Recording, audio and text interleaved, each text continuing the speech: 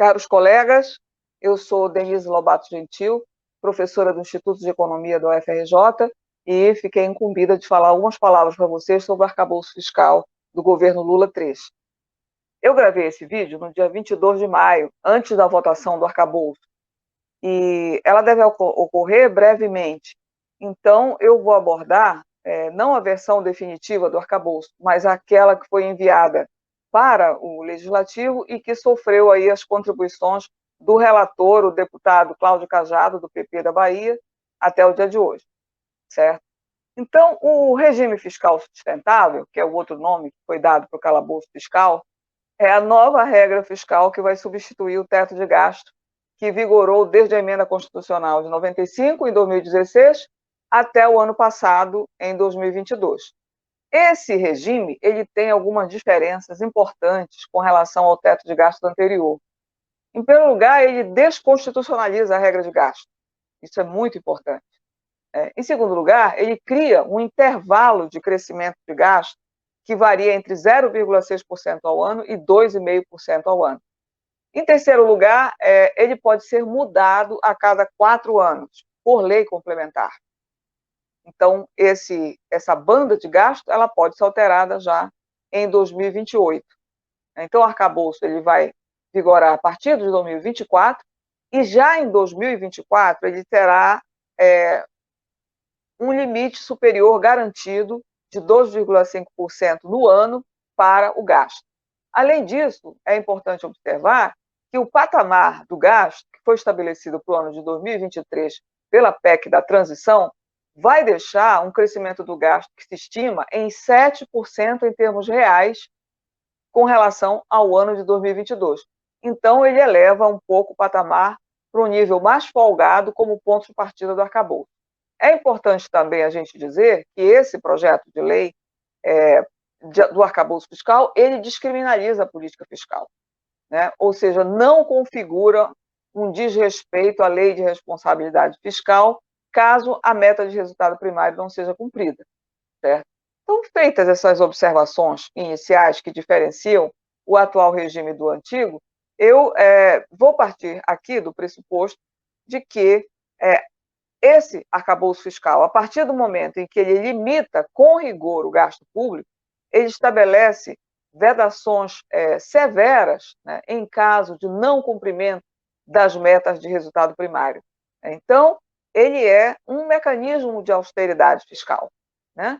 E vendo o arcabouço dessa forma, né, eu acredito que não é possível nós limitarmos o debate apenas entre economistas, macroeconomistas, de um lado, os ortodoxos marginalistas neoclássicos e novos clássicos, e do outro, os heterodoxos keynesianos, kalekianos e marxistas. Acho que seria reduzir demais o debate. O arcabouço fiscal, na verdade, ele é uma condição de dominação de um Estado por outro Estado. Ele é uma condição de dominação de uma classe por outra classe. No nosso caso, ele é uma condição de dominação ideológica e política do Ocidente sobre um país periférico como o Brasil, que, ao limitar a ação do Estado, ele restringe a possibilidade de soberania do nosso país e nos impede que nós implementemos uma política de desenvolvimento econômico que nos conduza, portanto, a uma emancipação. A austeridade é uma estratégia de submissão da periferia e ela tem o objetivo de boicotar qualquer tentativa de libertação das amarras da dependência econômica do centro. Simultaneamente, o arcabouço, ao limitar o uso da política fiscal, ele é um mecanismo de controle político pelo Estado dos trabalhadores, ou seja, é um controle da força de trabalho, porque ele irá imprimir um baixo ritmo de crescimento econômico que gera desemprego, subutilização da força de trabalho, empregos de má qualidade, baixa produtividade e baixo salário. Então, as consequências são uma taxa de exploração explosiva da classe trabalhadora, produzindo miséria e desigualdade social em proveito das elites do país. Então, na verdade, né, o que eu queria realmente frisar é que o arcabouço fiscal não teria razão de existir se não fosse pelo reconhecimento da elevada eficiência transformadora da eficiência estatal, intervenção estatal. A intervenção estatal realmente é muito poderosa e o gasto público pode ter um conteúdo libertador para a classe trabalhadora se ele for empregado para aumentar o nível de emprego, para aumentar o nível de salários, né, e para reduzir a pobreza. O gasto público pode funcionar como um salário indireto, um complemento da renda dos trabalhadores, através da oferta de bens e serviços públicos, através da transferência de renda como seguro-desemprego, o Bolsa Família, né? São rendas complementares e de sobrevivência dos trabalhadores. Então, seria redundante eu dizer aqui que a política fiscal expansiva ela leva em consideração os interesses dos dominados, os interesses da classe trabalhadora, dos pobres, da periferia, das mulheres, da população negra e dos índios. E que, afinal, foi exatamente essa classe social que estabeleceu o seu apoio ao governo Lula, né? E foram as políticas prometidas pelo governo Lula que convenceu a população a eleger um governo de centro-esquerda. Então, o arcabouço, ao contrário do que foi prometido, ele foi fabricado para a contenção da ação do Estado via estreitamento dos gastos públicos em limites que eu considero exageradamente estreitos, 0,6% ao ano e 2,5% ao ano, são limites muito baixos para conseguir qualquer possibilidade de projeto de desenvolvimento. E, evidentemente, eu considero que ele vai nos sujeitar à condição de país vassalo dos interesses das grandes corporações e das finanças internacionais, certo? Para a população desfavorecida, o que importa é o resultado.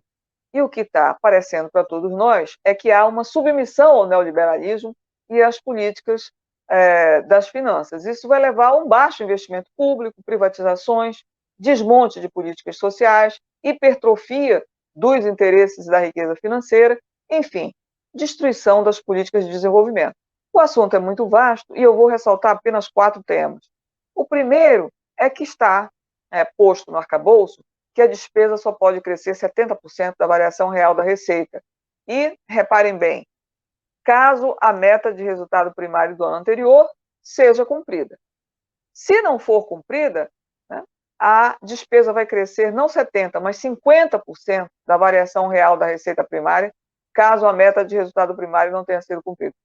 Por aí se vê que a proposta inverte a causalidade do PIB e das receitas, independentemente da trajetória dos gastos. Quer dizer, é uma perspectiva de política fiscal neutra. E, por isso, o papel do Estado deve ser mínimo. Traduzindo para um bom português, o Estado deve estar voltado para gerar superávit primário, a fim de sustentar uma política monetária de juros gigantescos e para alicerçar a credibilidade e a segurança da acumulação financeira que se dá via títulos públicos, principalmente no caso do Brasil. Além disso, né, quando a economia desacelerar e não der para entregar a meta de resultado primário, fica claro que há vedações escalonadas de despesa, né? Vão ser vetados os aumentos dos salários, as correções salariais, os concursos públicos, os benefícios tributários, as despesas obrigatórias. A única coisa que escapou da vedação foi a correção do salário mínimo a pedido do presidente Lula.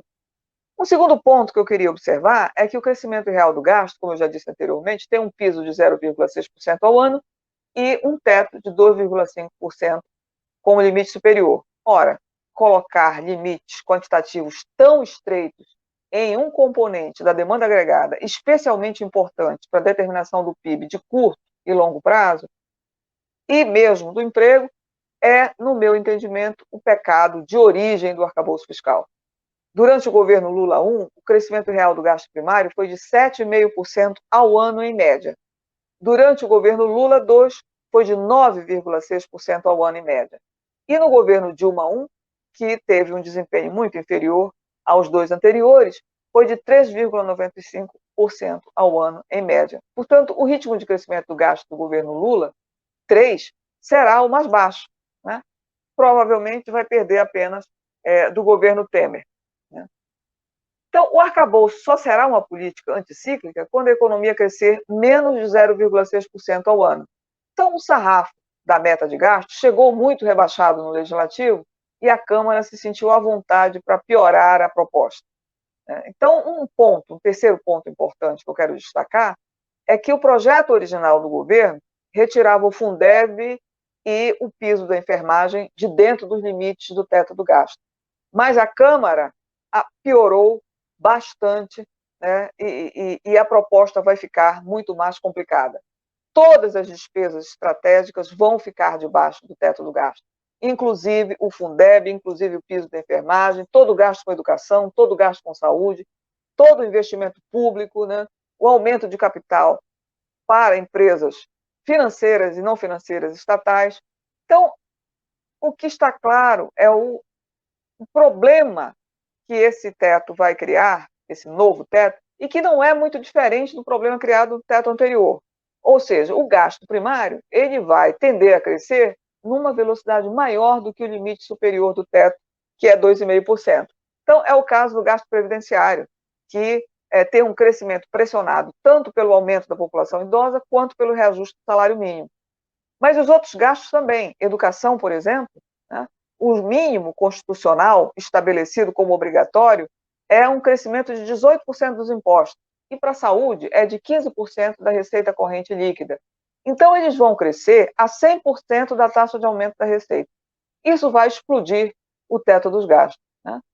Também existem outros gastos, né, que vão ser comprimidos como consequência do crescimento desses gastos obrigatórios. Então, para garantir a consistência e a credibilidade fiscal que esse arcabouço deseja prever, né, vai ter um grande problema de ter que pressionar os demais gastos em função da saúde, educação e previdência, e, portanto, o governo já acenou que vai mandar uma proposta de emenda constitucional para rever os mínimos obrigatórios com saúde e educação. Provavelmente, a saúde vai ter como parâmetro o PIB per capita, né, e não mais a receita corrente líquida. As outras variáveis de ajuste também vai ser, com certeza, o salário do funcionalismo público e o próprio investimento público. Então, é nesse contexto que essa proposta é uma proposta de arroz, né, e não está descartado, nesse caminho, de termos uma outra reforma da Previdência. Né? Ou seja, o novo arcabouço está parecendo o velho teto retocado, com alguma flexibilidade, mas continua espremendo as esperanças da população e atacando os direitos sociais que estão previstos na Constituição. Então, não está sendo muito diferente dos governos neoliberais de ultradireita que atacaram direitos sociais no passado recente. Enfim, um quarto ponto, né, é que a equipe econômica passou a ideia de que os investimentos iriam ter um piso e deixariam de ser uma variável de ajuste para alcançar a meta de resultado primário. Esse piso seria mais ou menos igual ao que foi gasto em 2023, corrigido pelo IPCA. Então, 2024 equivaleria a um piso de investimento de 75 bilhões de reais. Né? Mas a pergunta é, será que isso seria suficiente para produzir o dinamismo na economia?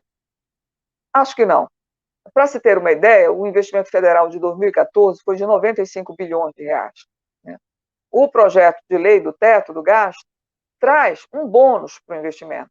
Mas esse bônus, caso o resultado primário exceda o limite superior do intervalo de tolerância, ou seja, caso supere os 0,25 pontos percentuais acima da meta superior do primário, o investimento pode crescer, mas apenas o equivalente a 70% do montante desse excedente, e não pode superar o montante de 0,25% do PIB.